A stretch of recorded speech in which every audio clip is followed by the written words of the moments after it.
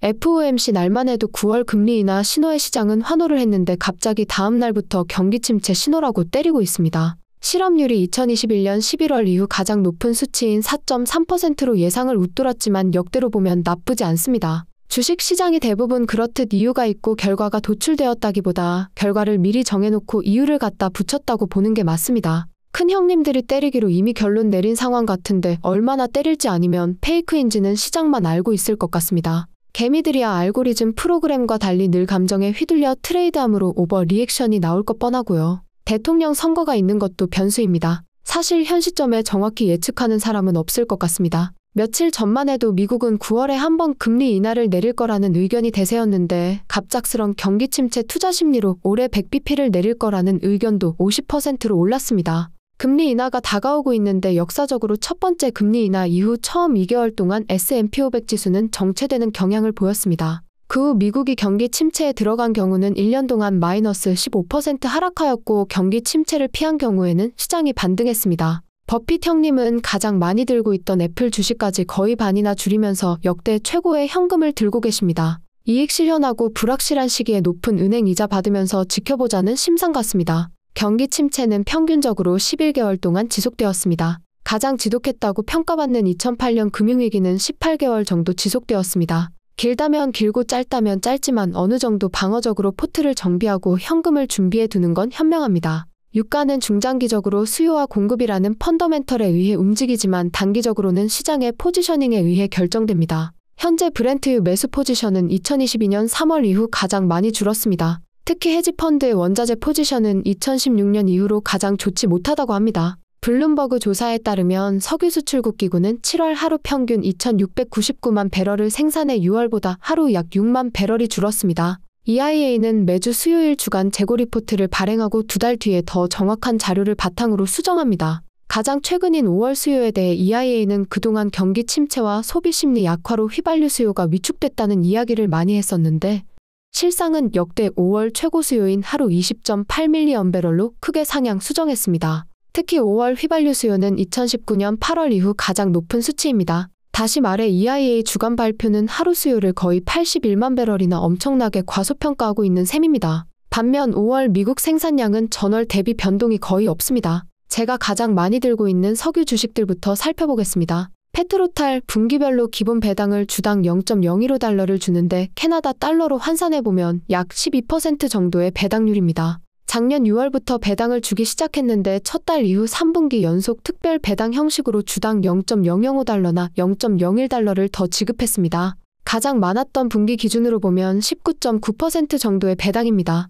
하지만 올해 2분기에는 스페인 회사로부터 블록 131을 인수했고 제방 건설 비용이 증가하면서 기본 배당만 지급했습니다. 앞으로 최소 2분기 정도는 같은 이유로 기본 배당만 지급될 것 같습니다. 2에서 3% 정도의 자사주 매입을 병행했는데 거의 매일 매입해서 회사 홈페이지에 업데이트했습니다. 경영진 보너스로 증가하는 주식 수를 생각하면 많은 양은 아니지만 작년 3분기부터 올 1분기까지 꾸준히 자사주를 매입했습니다. 하지만 5월 15일 이후 6월 25일에 딱 한 차례 이후로 현재까지 하고 있지 않은데 그 이유는 8월 8일 장전에 나오는 실적 발표 때 알 수 있을 것 같습니다. 3분기에 건기로 아마존강 수위가 낮아지면서 바지선의 수송이 힘들어지기 때문에 3분기 가이던스가 13,000배럴로 낮습니다. 올 초에 바지선 사고 등으로 1분기와 2분기 예상 전망치를 미스하면서 주가도 하락했는데 좋은 소식이라면 역대 7월 최고 생산량인 하루 평균만 9,875배럴을 달성하면서 스타트는 좋습니다. 하지만 현재 아마존강의 수위가 작년만큼 좋지 못하기 때문에 8월부터 10월까지는 크게 기대하지 않는 게 좋을 것 같습니다.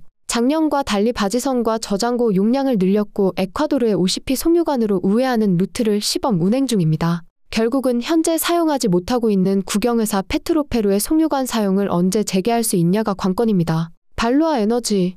원래도 두 번째로 많이 들고 있었지만 4달러대 초반에서 많이 늘렸습니다. 다행히 생산의 약 20%를 차지하는 와사나 유전시설에서 발견된 크랙은 큰 문제가 아니며 일주일 내에 기존 생산량을 회복할 것이라고 발표했습니다. 와사나 유전에 대한 뉴스 나오기 전에 4달러 밑으로 가면 더 사려고 했는데 조금 아쉽습니다. 올해 시추 재개를 알 수 없던 상황에서 제가 과감하게 살 수 있었던 이유는 두 가지입니다. 첫째는 생산 중단 뉴스의 당일 급하게 팔았던 태국 현지 대주주가 며칠도 안 돼서 부랴부랴 손해를 크게 보고 다시 사들였기 때문입니다. 태국 군부가 실질적인 대주주라는 내부자인데 내부 소스 없이 그런 결단을 했을 리는 없기 때문입니다. 두 번째는 설사 장기간 시추가 중단되더라도 현재 VLE의 주가가 워낙 저평가이기 때문에 시간만 버티면 된다고 생각했습니다. 전에 소개해드렸던 테나즈가 엑손모빌과 로열 더치쉘의 합작회사가 가지고 있던 네덜란드 해양 천연가스 유전을 또다시 싼 값에 인수하면서 주가가 한방에 90% 넘게 상승했습니다.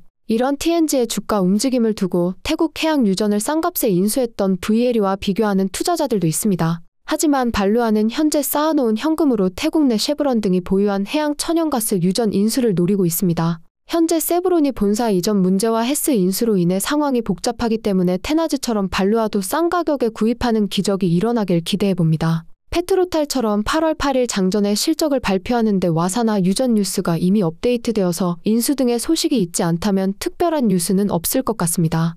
헤미스피어 에너지 들고 있는 석유 주식 중에 지난 1년간 가장 많이 돈을 벌어다 준 주식은 100% 가까이 오른 발루아 에너지이고 더 많이 오른 신타나 에너지도 있습니다. 하지만 이 두 주식은 주주환원도 없고 주가 변동이 극심해서 결코 마음이 편한 주식이 아니었습니다. 반면 HME는 뉴스 검색도 안 할 정도로 발뻗고 자개해준 주식이었습니다. 주가 상승으로 배당이 6% 밑으로 내려왔지만 특별 배당과 자사주 매입이 있어서 만회되고 있습니다. 생산량이 겨우 하루 3,500배럴의 조소지만 폴리머 주입법을 이용한 낮은 감소율과 저비용으로 잘 나가고 있습니다. 서스케처원의 새로운 유전 진출도 폴리머 시추 기술을 사용 중입니다. 작년 6월 말 조정 때 너무 고생해서 배당 주식을 늘려야겠다는 생각으로 후보로 유심히 지켜보던 주식이 TAL, HME, PEY 등이었습니다. 그중에 FCF 수익률이 비슷하고 헤비오일 생산 100%까지 닮은 페트로탈과 헤미스피어를 비슷한 양으로 늘렸습니다. 후에 HME가 상승하기 전에 페트로탈로 반정도를 옮긴 게 결과론적으로 후회됩니다.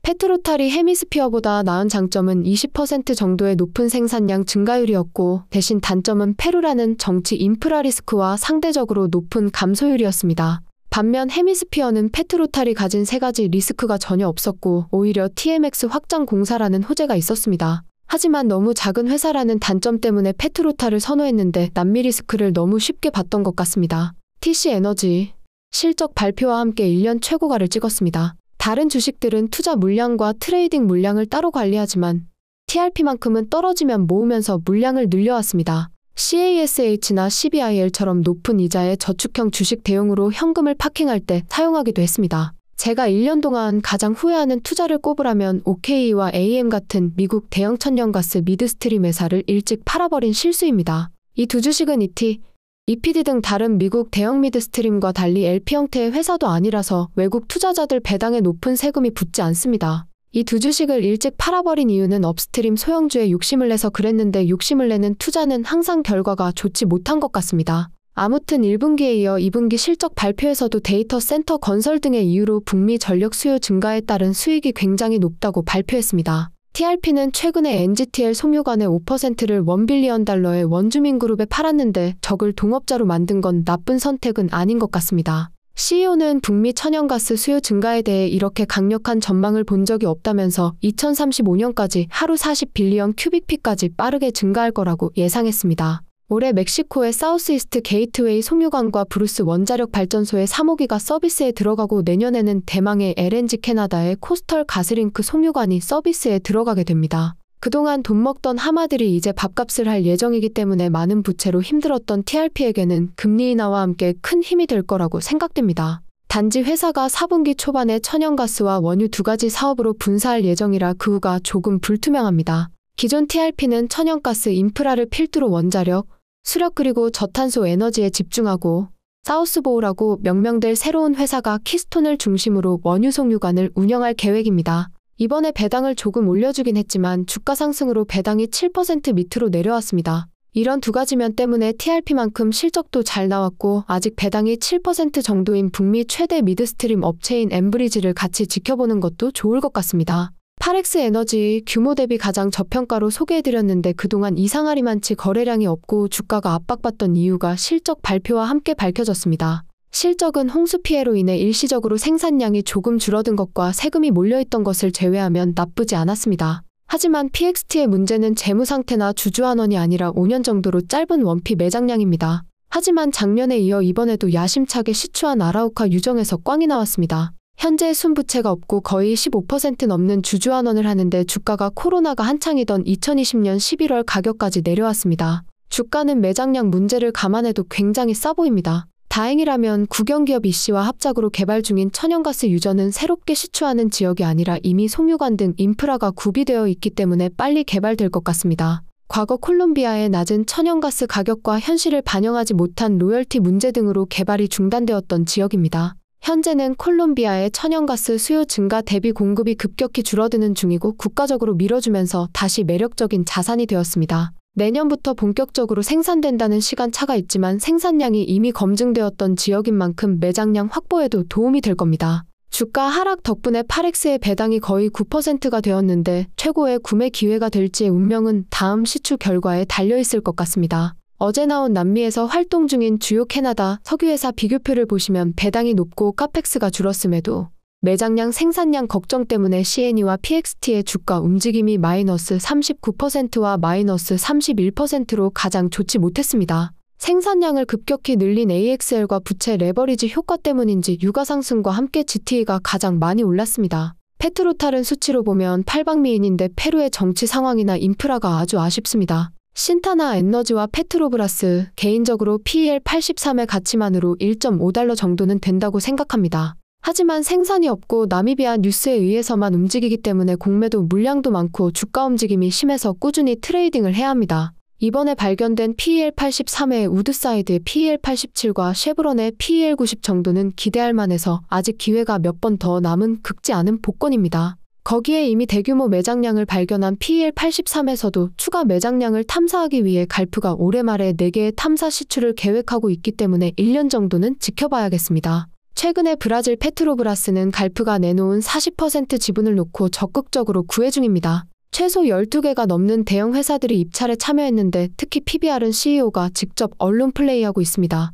그도 그럴 것이 포르투갈 1위 석유 회사인 갈프는 이미 브라질에서 PBR과 동업을 하고 있고 브라질이 과거 포르투갈의 식민지였던 만큼 다양한 커넥션이 있습니다. PBR은 이번 지분 입찰에 적어도 하나의 파트너를 포함했다는 소문이 있습니다. 갈프 입장에서는 단순 지분 판매뿐 아니라 운영자를 뽑는 자리이기 때문에 최종 후보로는 가이아나를 빠르게 개발한 엑손, 진행 중인 대규모 프로젝트가 적어서 나미비아에 집중할 수 있는 프랑스 토탈 그리고 BP와 함께 올해 최고의 해양 시추 역량을 갖춘 회사로 뽑힌 PBR이 가장 이상적인 상대라는 의견이 많았습니다. 이번 뉴스와 함께 신타나의 주가는 단기 바닥에서 조금 올라왔지만 PBR 주식은 많이 떨어졌습니다. PBR 주주들 입장에서는 이미 좋은 자산을 가지고 있고 적도 탐사도 진행 중인데 굳이 장기간 많은 자본이 들어갈 나미비아에 발을 들일 필요가 있냐는 입장입니다. 특히 그로 인해서 배당이 축소되는 게 아니냐는 우려의 목소리가 큽니다. PBR은 대통령 룰라부터 여러 가지 많은 문제가 있지만 올해 2월 1년 최고가를 찍고 28%나 내려왔기 때문에 규모와 높은 배당을 생각하면 지켜볼 만합니다.